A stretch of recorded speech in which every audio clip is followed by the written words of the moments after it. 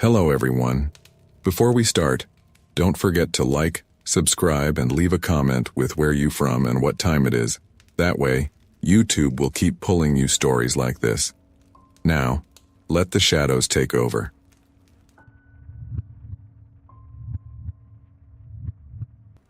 Chicago after midnight has a way of stripping the world down to its bones. The day's chaos bleeds away. No car horns, no tourists snapping photos, no office workers rushing the sidewalks. What's left is a city that feels hollow, like its skin is still there but the soul has gone somewhere else. The air cuts sharper in the winter. Street lamps buzz, flickering against the frost. And every sound, a cough, a shoe scuff, a door slamming 2 blocks away, carries farther than it should. That's the Chicago I knew well in 2019, when I was 23 and broke, working night shifts at a little diner in the Loop. The walk home was my routine. 10 blocks north, cut west 2 streets, climb the stairs over the nail salon where I rented a shoebox apartment. It wasn't much, but it was predictable. Safe enough. Or so I thought. The shift that night had been long. I remember wiping down tables until my arms ached, watching the red digits on the wall clock drag past 1 a.m. My feet were sore from standing since dinner time. All I wanted was my couch, my blanket, and to forget the world for a few hours before doing it all over again. I zipped my coat, stepped outside, and the first thing that hit me was the quiet. Not peaceful quiet. Hollow quiet. The kind that makes you realize just how alone you are. My boots crunched over a patch of ice, echoing down the block. And for a moment, that was the only sound. Then came another. Footsteps. At first, I barely registered them. It's a city. People are everywhere. Even at night, there's always someone heading home, heading out, heading anywhere. But the sound nagged at me. Too steady, too exact. I slowed. The footsteps slowed. I stopped at the corner light, my hands buried in my pockets, pretending to check my phone. Half a beat later, the other steps stopped too. The light turned green and I forced myself across the intersection, jaw tight. I wanted to turn around to get a look, but something in me resisted. Don't give him the satisfaction of knowing you're scared, I thought. Just keep walking. By the 4th block, the pressure on my chest was unbearable. I couldn't take it anymore. I glanced back. There he was. A man, maybe 30 feet behind, wrapped in a long coat that brushed his knees. Hood pulled low, face swallowed in shadow, hands in his pockets. Not rushing, not lagging, just there, pacing me. I whipped forward again, heart pounding. Rationalizations came fast. Maybe he just lives this way. Maybe he's heading to a bus stop. Maybe I'm inventing it because it's late and I'm exhausted. But the rhythm of his steps didn't change. Not once. The city felt emptier than ever. No cars rolled past. Storefronts all shuttered, windows black. Even the hum of the L in the distance was gone. Just me and him. By the 6th block, panic had its claws in me. I ducked into a corner store that glowed under sickly fluorescent lights, the bell above the door jingling. The blast of stale heat was overwhelming after the chill, and for a moment I let out a shaky breath. The cashier didn't even look up. He was leaning on the counter, scrolling on his phone, bored out of his mind. I pretended to browse, trailing slowly past racks of snacks. I stole a glance at the window. The man hadn't walked by. He was standing directly across the street under the streetlight, motionless, hood low, face hidden. I grabbed a random bag of chips just to have something in my hand. At the counter, my voice came out tight. Hey, you got a back exit? The cashier finally looked up, one eyebrow raised. Through the stockroom. Why? I forced a smile, hoping it didn't look as fake as it felt. Just asking. I paid, shoved the chips into my coat pocket, and slipped into the stockroom. It smelled like cardboard, cleaning supplies, and dust. The heavy metal door to the alley groaned as I shoved it open, and the cold night air rushed back against my face. The alley stretched long and narrow. Dumpsters lined up against brick walls that rose 3 stories high. My boots crunched on gravel as I hurried through, breath fogging in the air. For a moment, the relief was real. Silence pressed around me. No footsteps, no shadow behind me. Maybe I'd lost him. Then I heard it. Not behind me. Above me. The scrape of a shoe against gravel, but from the roofline. My neck prickled as I tilted my head back. A silhouette loomed against the faint sky glow. Tall. Still. Hooded. The man. He wasn't following me anymore. He was stalking from the rooftops. My stomach dropped. I stumbled backward, nearly tripping over a trash can, before bolting out of the alley back to the main road. When I looked up again, the roof was empty. By the time I reached my building, my lungs burned, breath heaving white in the cold. My hands fumbled with my keys, metal rattling, until I shoved the door open and slammed it behind me. Inside, the air was heavy, my little apartment too quiet. I leaned against the door, listening to my heart hammer. For a long minute, nothing. Just silence. Then, creaking, directly above me. Steady, deliberate footsteps pacing across my ceiling. I stood frozen in my apartment, my back pressed to the door, listening to the sound of someone walking across my ceiling. My building didn't have an attic, just my unit and the roof. There was nowhere for anyone to be. Yet the footsteps kept going. Slow, deliberate. I forced myself to move. My hands shook as I grabbed my phone off the counter. Before I could dial, the screen lit up on its own. A text. Unknown number. Don't forget me. The same words I'd heard in that faint whisper at the crosswalk. My chest tightened. Another message came through instantly. Look outside. I shouldn't have. I knew I shouldn't. But my hand moved before my brain caught up, and I peeled the curtain back an inch. He was there, standing across the street under the glow of the lamp. Hood low, face hidden, still as stone. I yanked the curtain shut, stumbling back. The footsteps above me stopped. For a moment, silence wrapped the apartment. I almost let out a breath, almost convinced myself it was over. Then came a new sound. Scraping. Something heavy dragged across the ceiling. Metal against wood. The light fixture rattled. Dust trickled down. My phone buzzed again. You can't leave me. I bolted for the door, unlocking it fast, but when I grabbed the knob, it wouldn't turn. Deadbolt off, chain loose. But the door felt jammed, like someone was holding it shut from the other side. Above me, the scraping grew louder, shifting toward the corner of the living room. Then came whispering. Not muffled anymore, not distant. My name. Over and over, drawn out. The ceiling cracked. A pale hand shoved through the plaster, fingers long and filthy, groping until it pressed flat against the light fixture. My stomach lurched. Dust rained across the couch. The hole widened. A hooded head pressed through. You walked me home, he whispered. His voice slid down my spine like oil. So now I live here. The ceiling split wide. He dropped through, landing in a crouch. His hood slipped just enough to show his mouth, a grin too wide, teeth jagged, wrong, like they didn't belong in a human jaw. I screamed, stumbling back into the kitchen. My hand closed around the nearest thing, a steak knife from the sink. He rose slowly, calm, like he had all the time in the world. I dialed 911 breathless, whispering to the dispatcher that someone had broken in, begging them to hurry. The man didn't rush me. He didn't lunge. He laughed. Low, steady, his teeth glinting in the light. Then his footsteps retreated, moving toward the front door. The knob squealed. The door opened. Silence. When the police arrived, everything looked normal. The ceiling was smooth. No cracks, no dust. The front door opened fine. They checked my ID, asked if I'd been drinking, if I was on anything. Their eyes said what their words didn't. They didn't believe me. But as they left, something caught my eye. On the kitchen counter, under the glow of the lamp, was a footprint.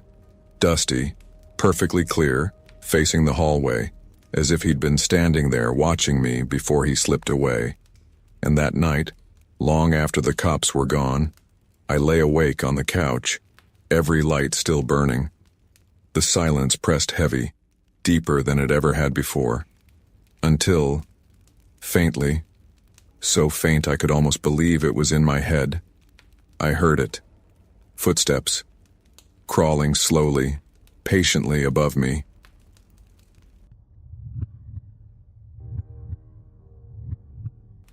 I grew up in a small town outside Bangor, Maine, where shortcuts were just part of daily life.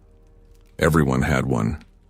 The alley behind the church that led to Main Street, the fence gap behind the gas station, the dirt trail cut through the edge of the cornfields. My shortcut was the woods. The path wasn't official, just a narrow strip of dirt worn down by kids over the years. If you followed it, it cut almost 20 minutes off the walk home. During the day it was harmless, almost pleasant, with sunlight spilling through the leaves and the sound of birds overhead. But at night, people avoided it. Not because of crime or wild animals. Our town didn't have much of either. No, people avoided it simply because they did. Nobody ever gave me a straight answer why, but if you asked, folks got this look in their eyes like they were remembering something they didn't want to say out loud. When I was younger, I respected that unspoken rule. But by the time I hit 16, I was restless and cocky. I stayed late after football practice one October night, and when I finally left the high school, the sky was already deep gray. The air had that sharp bite that meant winter wasn't far off, and the idea of trudging the long way down the main road felt unbearable. The shortcut would get me home faster, I told myself. Faster, warmer, easier. I paused at the tree line, my backpack heavy against my shoulder. The path looked darker than usual, the trees leaning in, their branches laced overhead like they were trying to bar me from entry. I told myself I was being stupid, that it was just the season, the way the shadows stretched longer in fall. I pulled my hoodie tighter, slid my earbuds in, and stepped inside. At first, everything was fine. The ground was soft under my sneakers, dirt muffling my footsteps. The smell of damp leaves clung to the air, and for a while I even hummed along to my music, forcing myself to relax. But maybe 5 minutes in, I realized something was wrong. I yanked my earbuds out and froze. The forest was silent. Not quiet. Silent. No crickets. No wind through the branches. Not even the distant rush of cars from the highway. The silence pressed against my eardrums, thick and unnatural, like the air itself was holding its breath. I glanced behind me, expecting to see at least a trail of disturbed dirt, proof I'd been walking. But my stomach dropped. There were no footprints, not a single mark. The path behind me looked smooth, untouched, like I hadn't taken a single step. A prickle ran down my neck and I turned back around fast. My shortcut had changed. It should have curved left toward the creek bed, but now the trail stretched straight ahead, perfectly narrow, fading into shadows that looked thicker than they had any right to be. I tried to swallow, but the air tasted metallic like blood in my mouth. That's when I saw the first carving. On the nearest tree, gouged deep into the bark, were the words, "Don't look back." The letters were fresh, sap bleeding around the edges. I stumbled, my pulse racing. Whoever carved it had done it recently, maybe within hours. My eyes darted around the forest, searching for movement, for any sign of another person. But there was nothing, just that silence pressing harder. And then I heard it, breathing. Not mine, slow and steady directly behind me. I froze, every muscle in my body trembling. The words on the tree screamed in my head, "Don't look back." My lungs ached as I forced myself forward, one shaky step at a time. The breathing followed, never closer, never farther, just steady, like it was matching me. The path twisted suddenly, though I didn't remember it ever turning. At the bend, another message was carved into the bark of a lightning-split tree. Don't speak.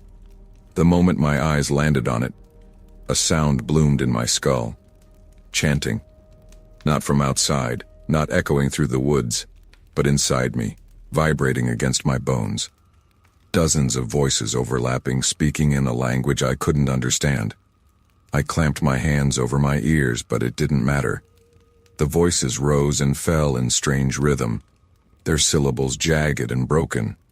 I wanted to scream, to beg them to stop, but the warning on the tree dug deeper into my brain. Don't speak. Don't. Shapes flickered between the trunks ahead. At first I thought they were people, but they weren't shaped right. Too tall, too thin, their arms swaying like branches caught in a storm. Their faces were hollow, not blank, but scooped out, as if someone had dug their features away with a knife. They swayed with the rhythm of the chanting, in unison, waiting. I broke into a run. My backpack slammed against my spine, branches whipping at my face as the path buckled and twisted beneath me. The forest was changing around me, trees leaning in where there hadn't been any, roots curling like they were reaching for my ankles. And still, no matter how far I ran, the breathing stayed right at my back. I don't know how long I sprinted before I saw the third carving. It was on a wide oak, its trunk split with age. The words slashed deep into the heartwood. Don't stop. I didn't dare. My chest heaved, my legs screamed, but I pushed forward until my vision blurred. Then, ahead, I saw light. Relief flooded me, and I thought for sure it was the street, the safety of the road. But when I burst through the last tangle of branches, my blood went cold. It wasn't the road. It was a clearing. Wooden stakes circled it, dozens of them, each tied with strips of clothing, shirts, scarves, baseball caps, worn and tattered with age. At the center was a wide, flat stone, dark stains etched deep into its surface. I knew instantly what those stains were. My momentum faltered, and I staggered to a stop. The second I did, the chanting cut off. Silence fell again, crushing and absolute. From the far side of the clearing, a figure stepped into view. He looked human at first glance, a man in a flannel jacket with his head bowed. Relief nearly made me cry, but then he lifted his face and I wished I'd never seen him. His skin was carved, deep grooves etched across his cheeks and forehead as though someone had taken a knife to him over and over. His eyes were pits, black, endless. And when he opened his mouth, the chanting roared back louder than ever, pouring out of him like smoke. The hollow figures swayed at the edge of the clearing, bending to the sound. I turned to run, but the path was gone. Behind me, the trees had fused together, trunks pressed tight, bark sealing like flesh closing a wound. I was trapped. The man in flannel raised a hand and pointed at me. The chanting stopped again, leaving me in that suffocating silence. My ears rang, and then the carvings replayed in my mind all at once. Don't look back. Don't speak. Don't stop. For the first time, I realized those weren't warnings. They were instructions, a test, and I had already failed. I had stopped. The breathing at my neck returned, closer than ever. The air went icy, frost blooming on the edge of the stone. I felt something move behind me, not a hand, not even a body, something vast, cold, and patient, pressing close enough to stir the hairs at the back of my neck. My legs buckled, but I didn't dare collapse. I couldn't even cry. I don't know how long I stood there, my heart battering my ribs, until finally, the man in flannel lowered his hand. He didn't walk away. He didn't disappear. He just smiled, wide enough to split the grooves in his cheeks even deeper. And in a voice that was both his and the chanting at once, he said, "You broke the rule. You belong to us now." The last thing I remember is the forest closing in, branches knitting together above me, sealing me inside the clearing like a coffin. I woke up at dawn, lying face down on the road just outside the high school. My backpack was gone. My shoes were caked with mud that smelled metallic and wrong. When I staggered home, I told myself it had to be a nightmare, a hallucination, anything but real. But later that day, when I passed the tree line on my way back from town, my stomach flipped. Because on the bark of the very first tree, freshly carved and bleeding sap, were 4 words that hadn't been there before. Don't tell anyone.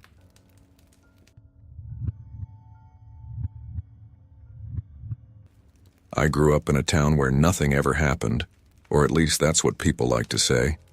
It was the kind of place that looked normal from the outside. Quiet streets, corner stores that closed early, kids riding their bikes in lazy circles until dusk. But if you stayed out late enough, you started to notice the strange little undercurrents. Windows that never seemed to have their curtains open during the day, but glowed faint orange all night. Old houses with doors that were never locked, but no one ever saw the families who supposedly lived inside. My mom always said not to wander too far when it was dark, but at 16, I thought warnings like that were just small-town superstition. That night in November, she'd asked me to run to the pharmacy before it closed. It wasn't a long walk. 15 minutes, maybe 20 if you cut through Willow Lane. Willow Lane was one of those streets people didn't talk about much. It wasn't abandoned or dangerous. In fact, a few families still lived there. But the houses were old, sagging into the ground, paint peeling, porches leaning forward like tired bodies. It was the kind of place kids dared each other to walk through on Halloween, though nobody ever lasted more than a few steps past the corner. The air was sharp and damp as I started my walk home, the kind that gets in your lungs and makes every breath sting. The pavement was slick with rain, reflecting the yellow glow of the street lamps. Each step echoed louder than it should have, bouncing off the narrow row of houses on either side. For a while, all I could hear was the rhythmic slap of my sneakers and the occasional drip of water falling from sagging gutters. About halfway down the block, I heard something else. Footsteps. Not close. Distant, faint, almost blending with the hum of the lamps. At first, I thought it was just someone heading home like me, another late errand on a cold night. But the longer I walked, the clearer they became. Dozens of them.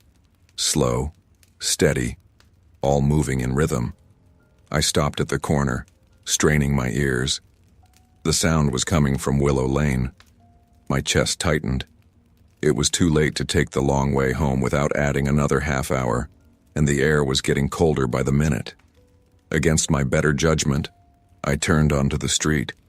The first thing that struck me was the silence of the houses. Every window was dark, no televisions flickering, no porch lights on timers. The neighborhood felt emptied out, abandoned, like a stage set with no actors, except for the footsteps. And then I saw them. A line of people stretching down the center of the street, moving at a crawl. Each one held a candle, the flames flickering in the wind but never quite going out. At the front of the line, 6 men carried a casket on their shoulders, polished black wood gleaming even in the dim light. At first I thought I'd stumbled into a late-night funeral, maybe some old family tradition I hadn't heard of. But the longer I looked, the more wrong it felt. Their clothes weren't modern. Long dresses heavy with fabric, dark suits cut in styles I'd only seen in history books. Some of the coats looked older than my grandparents'. And then there were their faces, blank, every one of them. Not grief, not sadness, not even exhaustion.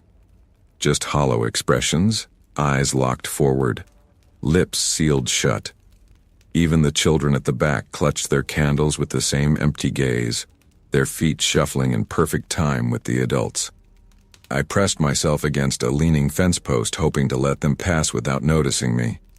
My heart thudded against my ribs, but no one turned their head. The pallbearers carried the casket closer, their boots scraping against the wet road.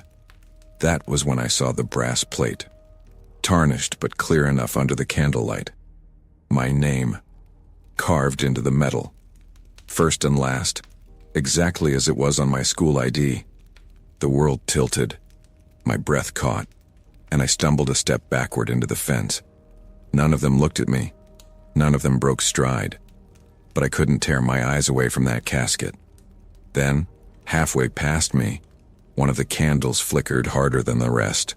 Its flame bent sideways in the wind, guttering. The man holding it stopped walking.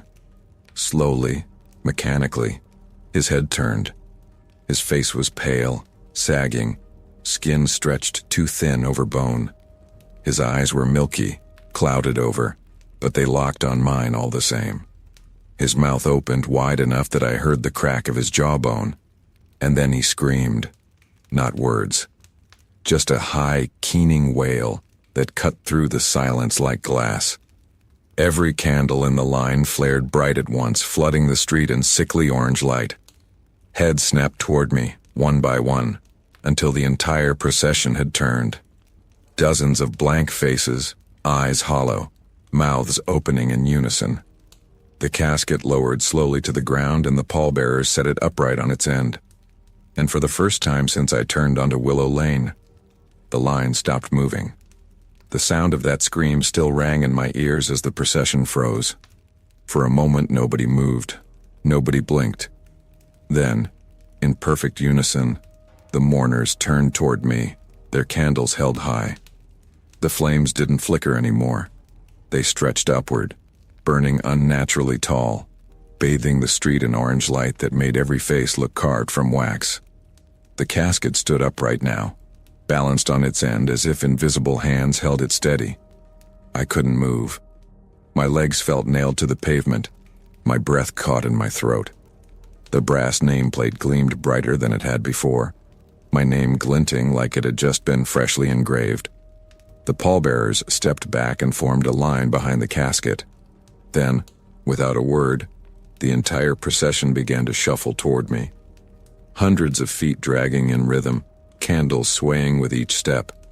I stumbled backward, nearly tripping over the curb, my chest heaving. "Stay away," I tried to shout, but the words barely made it out. My voice sounded thin, swallowed by the night air. They didn't stop. The first of them, a woman in a tattered black veil, reached out a hand. Her fingers were mottled blue, the nails long and cracked. She brushed them across my sleeve and the fabric burned cold under her touch. I tore myself free and bolted down the street. But no matter how fast I ran, their footsteps stayed behind me.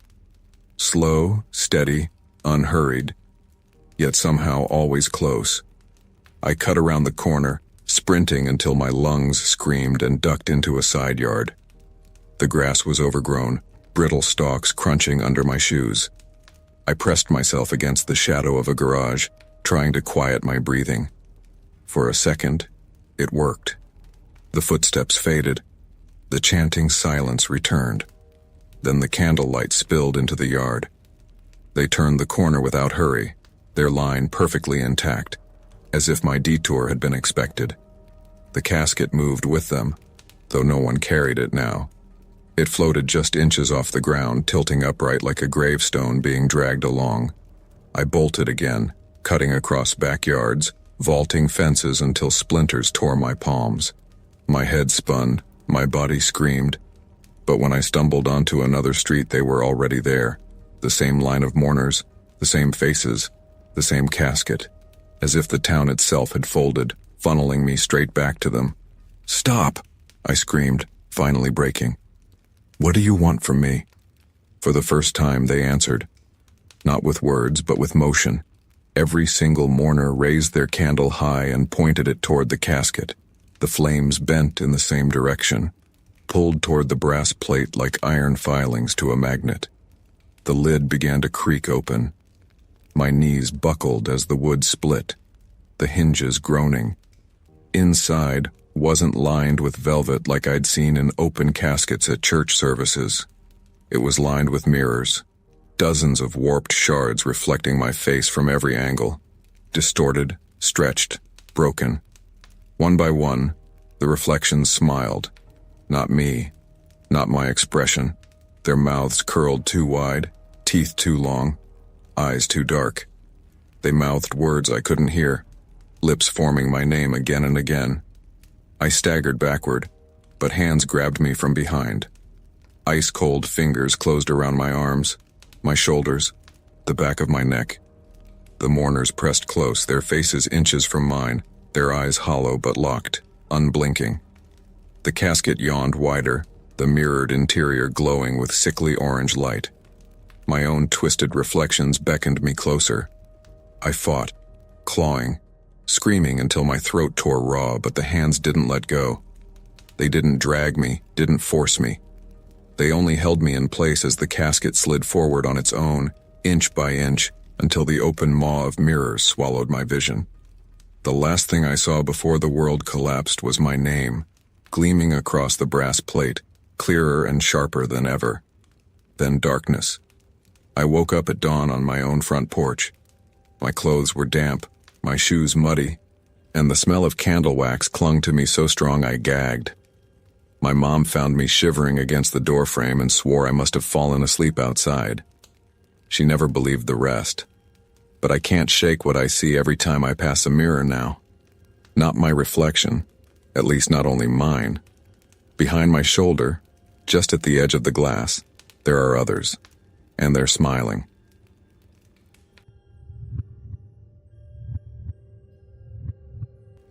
I'd taken the long way home from work every night for years, partly out of habit and partly because I knew better than to cut through the industrial district after dark. That part of town had been dead for over a decade. Factories shuttered, warehouses rotting, rail lines rusting into the ground. Even during the day, it felt like a graveyard of machines. At night, it was worse. Empty streets, silent smokestacks, and a kind of air that carried the weight of all the men who once sweated there and never came back. But the night it happened, I was tired. My shift had gone late, and the idea of saving 20 minutes was too tempting. The shortcut was just one straight road through the factories, then a turn, then home. Simple. The moment I stepped past the chain-link fence, I felt the difference. The hum of traffic from the main avenue faded, swallowed by the silence of steel and broken concrete. The air smelled metallic like wet coins even though the last rain had been days ago. My footsteps echoed against the corrugated walls, each one returning louder than it should, like something larger was pacing me from inside the dark buildings. I tried to focus straight ahead, pretending the broken windows on either side weren't staring at me like black eyes. The streetlights here hadn't worked in years. The only light came from the moon, pale and sharp, washing everything in that gray-blue glow that makes even shadows feel brittle. Halfway down the block, I passed the first warehouse. Its loading dock was collapsed, wood warped and splintered, but the massive rolling door was still intact, covered in rust. As I walked by, I heard it, a faint rattle. At first I thought it was wind catching the metal, but the air was still. The rattle came again, this time followed by a dragging scrape, like nails or hooks being pulled across the inside of the door. I froze. The sound stopped. Every instinct screamed to keep moving, so I did. Faster now, my pulse hammering. The further I went, the more I noticed it. The silence wasn't empty. It was listening.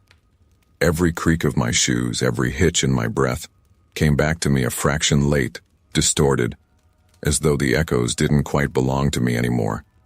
I told myself it was in my head, that this was what an empty district sounded like. But then, halfway down the second block, I caught a reflection. In one of the high windows, streaked with grime, I saw myself walking. Same pace, same stride. But when I turned my head, the reflection didn't. It kept staring straight forward even though I was glancing to the side. I stopped dead in the street. The figure in the window didn't. It kept walking. My throat went dry, my chest tight. I staggered backward, but the reflection continued down the invisible path as if the glass were showing some other version of me. I blinked hard, wiped my eyes, looked again. Gone. The window was just a sheet of black. I forced myself forward, faster now, heart in my throat. The shortcut was supposed to feel shorter, but the road stretched longer with each block, like I was walking deeper into something that didn't want me to leave. By the time I reached the third warehouse, The smell had changed. It wasn't just metal anymore. It was sour, rancid, like meat left in the sun. My stomach turned and I pressed a hand over my nose, but the stench only grew stronger. That's when I saw them. Handprints. Pressed into the dust along the side of the building, dozens of them, as if people had dragged themselves up the wall. The prints were smeared, some with long streaks, but what made my skin crawl was that they were fresh, clean through the layers of dust and grime, like they'd been made minutes ago. I turned in a circle, scanning the street. Empty, silent, but the smell was everywhere now, thick in my throat, clinging to my clothes. I tried to steady my breath and keep walking, but I couldn't shake the feeling that the buildings were leaning closer, narrowing the road, boxing me in. My footsteps sounded heavier, my legs slower, as though the ground itself was dragging at me. And then, ahead, I saw it. At the very end of the road, where the district should have opened into a normal neighborhood, the street simply stopped. Not with an intersection, not with a turn. Just a wall of corrugated steel stretching from building to building, seamless, unbroken, as if the road had been sealed shut by some massive hand. I froze in my tracks, chest heaving. That wasn't there before. Behind me, something moved. It wasn't footsteps this time. It was softer, wet, like bare skin peeling away from concrete. I didn't want to turn. My whole body screamed not to. But the sound grew louder, closer, dragging itself along the street. I finally spun, my stomach clenching. The warehouses were darker than before, their windows black voids. And between them, halfway down the block, a shape peeled itself out of the wall. It was human-sized but wrong. Limbs stretching too far, joints bending the wrong way. Its skin clung to the bricks like wet fabric before it tore free, slopping onto the pavement. It raised its head, and though its face was featureless, I knew it was staring at me. And then it smiled. Not with a mouth, with the sound. The echo of my own footsteps came back down the street again, but this time they weren't mine. The sound of my own footsteps echoed back at me, faster, heavier, until it was clear they didn't belong to me anymore. The thing that had peeled itself out of the wall was mimicking me. Every shift of my weight, every stagger of my breath, it threw back at me in warped rhythm. I stumbled backward, eyes locked on it. Its limbs twitched, jerky, as if it was still learning how to use them. The skin that clung to its body glistened wet, sliding and reattaching in waves.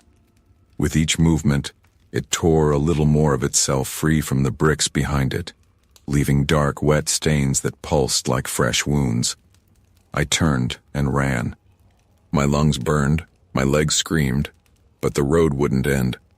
The steel wall at the end of the street loomed closer and closer, yet it never felt any nearer. My vision blurred, and for a second I swore the buildings themselves shifted, leaning, turning, closing in like jaws about to bite down. The thing's footsteps were right behind me now, but when I glanced over my shoulder, I didn't see one creature. I saw dozens. From every wall, every window, shapes were peeling out. Skin tearing free of brick, arms stretching, bodies dropping to the pavement with sickening thuds. They joined the chase without a sound, their movements jerky but gaining speed. My heart pounded so hard I couldn't hear anything else. I slammed against the steel wall at the end of the street and spun, gasping. They'd stopped. All of them. A silent crowd lined the block, their faceless heads tilted at me in unison. Then, slowly, they raised their arms, and I felt it. The wall behind me vibrated. I turned just in time to see it ripple like water, the corrugated steel melting away to reveal another road. Relief flooded me. An exit. I bolted through, desperate to escape. But it wasn't my neighborhood waiting on the other side. It was the same street, same warehouses, same broken windows, only darker. The air was heavier, thicker, as though the sky itself had sunk lower. The smell of rot was unbearable now, coating my tongue. And the crowd of creatures, they were gone. For a moment I thought I'd lost them. Then I realized the windows weren't empty anymore. Every single one had a figure pressed against the glass.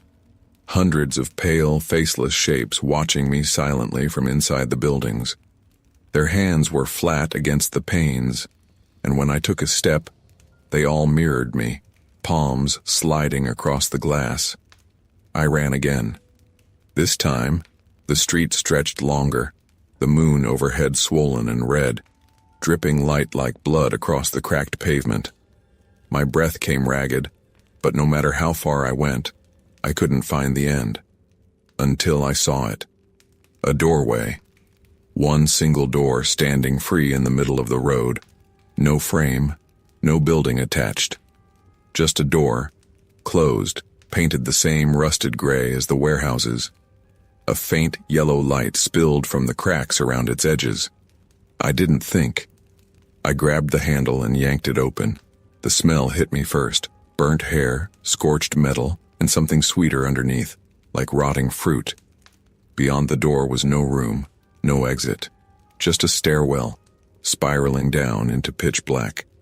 Behind me, the glass of the windows cracked. One by one, spiderweb fractures spread across the panes as the faceless watchers pressed harder. I had no choice. I stepped through. The stairwell was endless, each step groaning beneath me, the yellow light growing dimmer the deeper I went. My breath echoed back at me, warped and doubled, until it sounded like someone else was panting right at my shoulder. Then I realized it wasn't an echo. I turned, and one of them was there. Close enough to touch, its head tilted, the sound of my breathing still pouring from the hollow where its mouth should have been. Its hand reached for me, and when its fingers brushed my arm, my skin burned cold. I screamed and stumbled down the stairs, falling hard.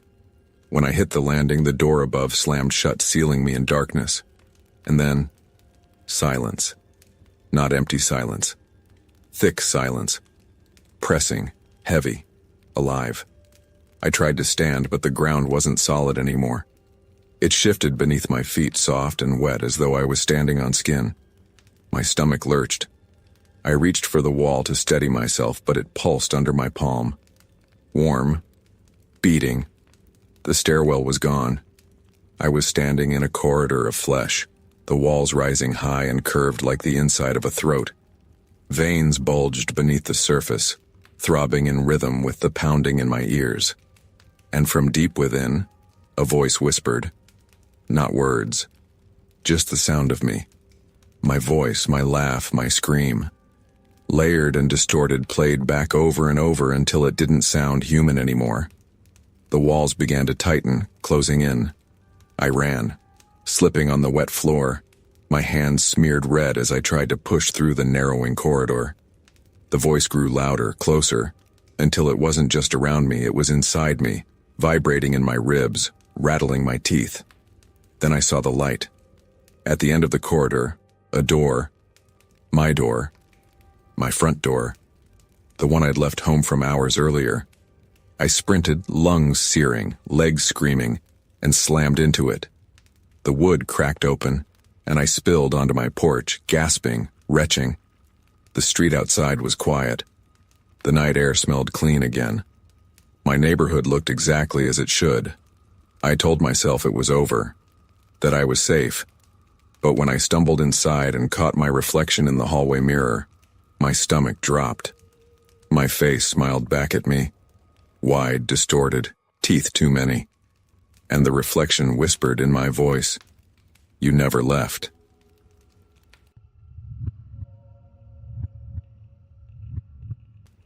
The night it happened, I shouldn't have even been walking home. My friends begged me to crash on their couch, said I was in no shape to be out that late, not after the fight, not after the way it ended. But pride is a cruel thing. I told them I was fine, told them I just needed fresh air. Truth was, I couldn't stand being around anyone. The silence after a breakup is loud enough without people trying to fill it with pity. So I walked.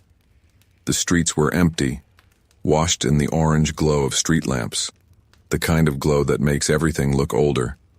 more fragile. My breath fogged the air as I cut through familiar blocks, but even the familiar felt strange that night. The diner on the corner where we used to split pie was dark, windows papered over. The bus stop where she kissed me the first time was cracked, its glass shattered, bench gone. Every landmark of us had been hollowed out, like the city was erasing her along with me. I tried not to think about it, but grief is a parasite. It chews through silence until all you hear are memories. I remembered her laugh, the way she always walked a half step ahead of me, like she couldn't wait for where we were going. I remembered the way she'd squeeze my hand twice, a secret code for "I'm here." And then, halfway down the block, I felt it, the squeeze. 2 quick pulses against my palm. I froze, staring at my empty hand. The night air was still, but the warmth lingered, pressing into my skin. I told myself I imagined it. That's what grief does, right? It tricks you. It plays her voice in the back of your skull, makes you see her silhouette in strangers. But as I stood there staring at my hand, I heard it. Footsteps. Not behind me, not ahead, beside me, perfectly in sync with mine. My chest tightened. I forced myself to keep moving, every step heavier, waiting for the sound to fade. But it didn't. When I sped up, it sped up. When I slowed, it slowed. I turned my head just slightly, not enough to draw attention to my nerves, but enough to catch the corner of my vision. And I swear I saw her, walking exactly where she always had, a half step ahead. Same coat, same gait, her hair lifting faintly in the windless air. My knees almost buckled. I blinked hard, shook my head, and when I looked again, nothing. Just empty sidewalk stretching ahead. But the footsteps kept going. I tried to shake it off, tried to breathe, but the air was thick now, heavy in my lungs. My grief was eating me alive, I told myself. That's all this was. The mind reaching for what it lost. But then I passed the church, the one with the cracked bell tower, and the doors stood wide open, though it was long abandoned. Inside, candles flickered faintly, though no one had lit them in years. And on the steps lay a wilted bouquet, white lilies, her favorite. I stumbled back, nearly tripping over the curb. My breath came in ragged gasps, but the footsteps didn't stop. They pressed closer, closer, until it felt like someone was brushing my shoulder with each step. "Stop," I whispered, my voice breaking. "Please, just stop." The footsteps ceased. For a moment, the silence was worse than the sound. Then softly, in the hollow quiet of the street, I heard her voice. Not behind me, not beside me, inside me. A whisper threading through my ribs, curling under my skin. "I'm here." My vision blurred, tears stinging my eyes. I wanted to believe it. I wanted to fall into that voice, to let it wrap around me like it used to. But beneath the tenderness there was something else. Something wrong. The whisper grew sharper, echoing in places it shouldn't, like the inside of my skull was too small to hold it. My steps faltered. My body felt heavy, my chest tight. The world dimmed around me, the street lamps flickering one by one. And when I looked down, I saw another shadow on the pavement. Not mine, hers. A half step ahead. And as I lifted my eyes, trembling, the shadow turned its head toward me, and even though it was only darkness stretched across the pavement, I felt the weight of her gaze. My legs trembled. I tried to tell myself it wasn't real, that it couldn't be real, but the whisper in my chest answered before I could finish the thought. "Why are you afraid of me?" I stopped cold in the street. My own breath clouded in the air. But when I looked at the shadow, it didn't. It stood ahead of me, steady, unshaken. My voice cracked as I whispered, "Because you're not her." The silence that followed was thick, almost wet, like the air itself was pressing against me. Then, slowly, the shadow took another step forward. My feet moved without permission, following.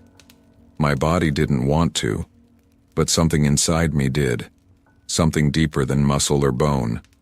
Every landmark I passed felt wrong. Houses I'd known for years had their windows open, curtains swaying though there was no wind. Inside each, I saw flickers, shapes at tables, sitting perfectly still, faces hidden in shadow, watching, waiting. My neighborhood had become a stage, and I was the only one stumbling through the performance. The shadow led me past the park, where she and I once sat until sunrise. Only now the swings creaked back and forth though the chains were broken, and the sandbox rippled like water. "You miss me," the voice inside whispered. "Don't lie. You prayed for me to come back." Tears burned down my cheeks. She wasn't wrong. Nights alone had been suffocating. I had begged into the darkness for her return, even though I knew it was impossible. But not like this. Not like this. "I didn't want this," I choked. The whisper sharpened. "Then why did you open the door?" My heart stopped. I hadn't told anyone that night, not even my friends. But I remembered. The night she died, I'd been half asleep on the couch when I swore I heard her knock. 3 soft taps. I'd opened the door without thinking, only to find the street empty. I told myself it was a dream. The voice laughed now, low and jagged, vibrating through my ribs. "That was me. You let me in." The street tilted. My legs gave way, and I stumbled onto my knees. Ahead, the shadow lengthened, stretching across the pavement, twisting tall, too tall, until it stood over me like a figure of black glass. Its outline flickered, her shape one moment, something thinner and hungrier the next. I scrambled backward, palms scraping asphalt, but the figure bent low, its head cocking in that familiar way she always used to when she teased me. Only now the smile was too wide, teeth flashing in a face made of shadow. "You don't get to leave me." The houses around me began to hum. Low at first, then louder, until the windows rattled. Curtains tore aside, and every window in every house revealed the same thing: her face. Hundreds of her faces, pressed against the glass, grinning, mouthing the same words in unison. "Walk with me." The figure's hand stretched forward. It wasn't smoke anymore. It was solid. Cold fingers brushed my cheek, and my vision went white. Suddenly, I wasn't on my street. I was back in all the places we'd shared, flashing one after another like broken film reels. The diner booth where she laughed, the bus stop where she kissed me, the church where we whispered promises. Only in each memory, something was wrong. Her eyes too dark, her smile too sharp, her hand always gripping mine too tightly, leaving bruises. I tried to scream, but the memories swallowed my voice. I was drowning in them, suffocating under the weight of her return. And then the final image froze. Her coffin, the day of her funeral. But this time the lid was open, and inside wasn't her body. It was me. My chest heaved, lungs seizing, as the shadow leaned over the coffin and whispered into my ear. "You wanted me back. Now you're coming with me." I tore myself awake with a ragged gasp, sprawled on my own bed soaked in sweat. My phone said it was morning. Sunlight streamed through the blinds. Everything looked normal. But when I looked at my hand, my stomach turned. 2 fresh bruises circled my palm, like someone had squeezed it. Twice.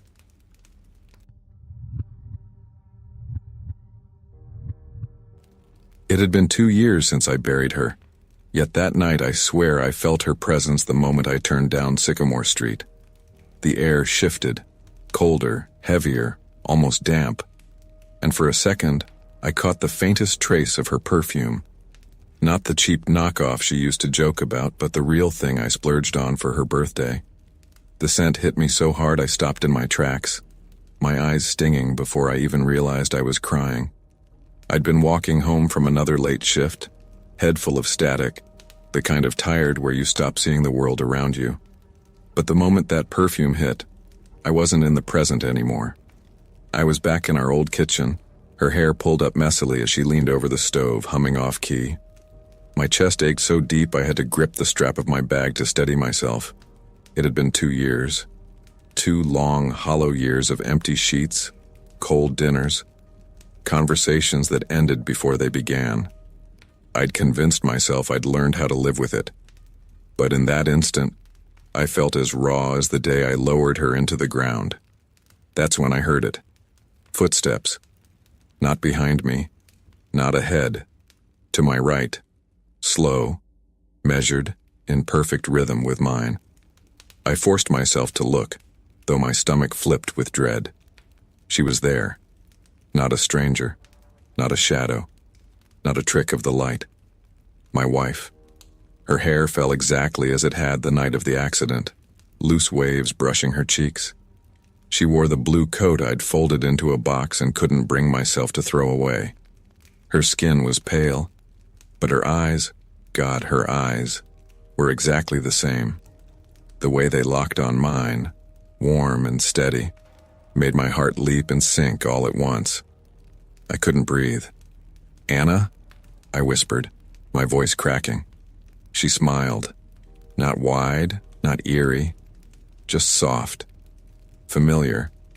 The kind of smile that had pulled me through the darkest nights. I staggered backward, gripping a lamppost to keep from collapsing. My throat tightened with everything I wanted to say, everything I thought I'd never get to say again. But the words tangled, useless, stuck in grief's chokehold. She stepped closer. The sound of her boots on the pavement was sharp, too sharp, like each heel struck bone instead of concrete. I swallowed hard. You can't be here." Her smile didn't change. She tilted her head the way she used to when she teased me for overthinking. And then, in a voice that was hers down to the exact cadence, she said, "Why are you so surprised? You begged for me every night." My chest caved. I had begged, whispered into empty pillows, pleaded to the ceiling, to the universe, to anyone listening. Bring her back, just one more night, just let me see her again. The night pressed tighter around us. The lamplight flickered, stretching her shadow long across the sidewalk. Only, it didn't match. When she tilted her head, the shadow stayed rigid. When she shifted her weight, the shadow's limbs bent at the wrong angles, joints jerking like marionette strings pulled too hard. I stumbled back another step, my pulse pounding so loud it drowned out the world. But my heart betrayed me, because even as terror gnawed at my gut, every part of me wanted to run into her arms, to pretend none of it mattered, to feel her warmth again. Her eyes softened. She extended her hand, the same hand I'd held 1,000 times in life. The hand I kissed before every long drive. The hand I clutched at the hospital when the monitors flatlined. Tears blurred my vision. I almost reached for it. God help me, I almost did. But then I noticed her nails. They were cracked, blackened at the edges, dirt embedded so deep it looked fused into the flesh. And her palm wasn't empty. It was smeared dark, something sticky dripping onto the pavement between us. I staggered, choking on a sob. "You're not her," I whispered, shaking my head. "You can't be." Her smile faltered for the first time. Not sadness, not disappointment, something sharper. Her eyes burned, the warmth gone, replaced with a hunger I'd never seen in them before. And though her lips didn't move, her voice filled the night again, curling inside my skull like smoke. "If I'm not her, why do you want to believe I am?" I backed into the lamppost, clinging to the cold metal as my vision swam. The world tilted, streets stretching too far, buildings bending inward. Her figure blurred, flickering between the woman I loved and something taller, darker, her coat melting into the night itself. The shadow didn't just lag now. It crawled across the ground toward me, arms lengthening, fingers stretching like tar. My chest seized. I tried to scream, but the sound caught. My knees buckled and I sank to the sidewalk, the perfume so thick now it smothered me. And as I gasped for air, her face leaned close, inches from mine. Her whisper was soft, tender, almost loving. "Come home with me." For a heartbeat I almost gave in. The grief in me ached so deep I wanted nothing more than to collapse into her arms, to let her carry me back into a world where she never left. But the way her shadow crawled, the way her hand dripped with something black and slick, I couldn't move. I couldn't speak. She leaned closer, her face shimmering between the woman I buried and something hollowed out, jaw stretching too far, eyes sinking deeper into dark sockets. And yet when she smiled, I saw the woman I loved. The woman I would have followed anywhere. I forced my throat to work. "You died," I rasped. "I saw you. I buried you." Her cracked nails grazed my cheek, leaving a freezing trail across my skin. "And you begged me back," she said, her voice layered now, hers and something beneath, deeper, like a growl rumbling through stone. "You opened the door that night. You let me in." My blood ran cold. I remembered. The knocking. Weeks after the funeral, 3 soft taps at midnight. I'd opened the door, half dreaming, desperate. I told myself the empty porch had been grief playing tricks. But now, hearing her voice, I knew. I had let something in. She straightened and the street warped around us. The lampposts bent inward, their bulbs bleeding light until everything was awash in sickly yellow. Windows along the block lit up, but instead of families inside, every glass pane reflected her. Hundreds of versions of her, smiling, weeping, glaring, teeth bared too wide. "Anna," I begged, tears streaking hot down my face. "If any part of you is really here, please let me go." The reflections moved their mouths together, a terrible chorus. "I am here. You're the one who left." The ground shifted beneath me, asphalt softening into something spongy, like soil turned to flesh. My shoes sank. My stomach twisted. She reached her hand out again, palm slick, nails jagged. The perfume was overwhelming now, sickly sweet, layered with the copper stench of rot. I staggered backward, but the world bent with me. The houses blurred, tilting, the block stretching into an endless corridor lined with nothing but mirrors, each one reflecting me standing beside her, always beside her. I screamed, slamming my fists against the nearest mirror. It didn't shatter. It rippled, and the version of her inside pressed her hands to the glass, smiling with blood-stained teeth. My own reflection didn't match. It was already holding her hand. My breath broke in ragged sobs. I spun, searching for any exit, but every direction led to more mirrors, more versions of her, more shadows crawling at my feet. She stepped closer. Her voice dropped low, vibrating through the marrow of my bones. "You can't outrun vows. Not even death breaks them." And as she said it, her face shifted fully. Not the woman I loved, but the corpse I buried. Skin gray and tight, lips split, eyes clouded. The sight gutted me. I dropped to my knees, choking on grief and terror. Still my body betrayed me. My hand lifted, inching toward hers. She smiled wider, the corpse skin splitting at the corners. "There he is," she whispered. "My husband." The moment our fingers touched, every mirror around us shattered outward. Shards of glass rained across the street, slicing into my arms, my face. But instead of falling, the shards hung suspended in the air, each one reflecting the same image. Me, already walking beside her, smiling as if I'd never lost her. The street fell silent. The mirrors dissolved. I was standing alone again. Or at least I thought I was. When I finally looked down, my hand wasn't empty. It was locked tightly with hers, cold, bruised, nails biting into my skin. And her whisper slipped into my ear, tender as a vow. "You're home now, forever."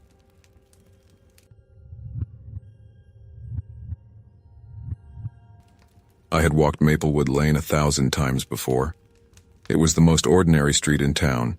Crooked sidewalks, a fire hydrant painted with peeling red paint, the smell of wet leaves clinging to the air. It was my shortcut home from the night bus, and I never thought twice about it. That night it was different. The first thing I noticed was how quiet it was. Not peaceful quiet, hollow quiet, like a theater after the curtains dropped and everyone's gone.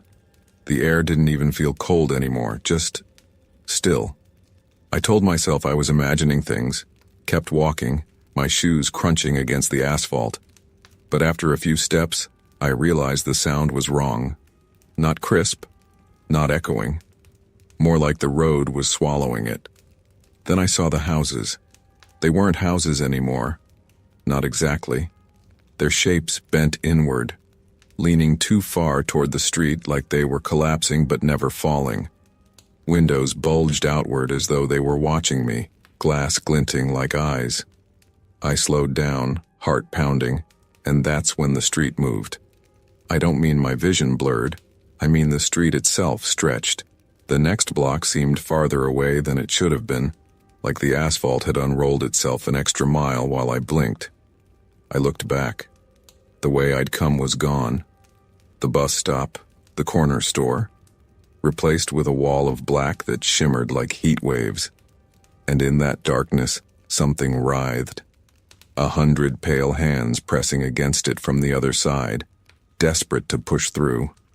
Panic surged in my throat. I broke into a run. The road stretched faster than I could move. Houses melted at the edges, their wood grain sagging like wax. Trees bent low, branches curling toward me like claws. The further I ran, the narrower the street became, the sidewalks drawing closer, the lamps bending inward until their light pooled only around me. That's when the ground split. Hairline cracks zigzagged across the asphalt, widening with every step. From beneath, a sound rose, not voices, not machines, but something wet, gurgling, as though the road was full of lungs gasping for air. I staggered, nearly falling. My chest heaved, and in the silence, I finally heard something other than myself. A whisper. Not from a person, not from the houses, from the street itself. Keep walking. The cracks spread wider, the smell of iron and rot spilling out. I pressed on, sweat dripping into my eyes, praying the block ahead would end. But it didn't. No matter how far I ran, the street unspooled forever, houses folding and refolding like paper, the lamps bending closer until their bulbs dripped with liquid light. And then I saw them. Figures, not people, not shadows. Shapes fused to the walls of the houses, their faces stretched long, mouths open in silent screams. Their arms twitched against the siding as though they'd been absorbed.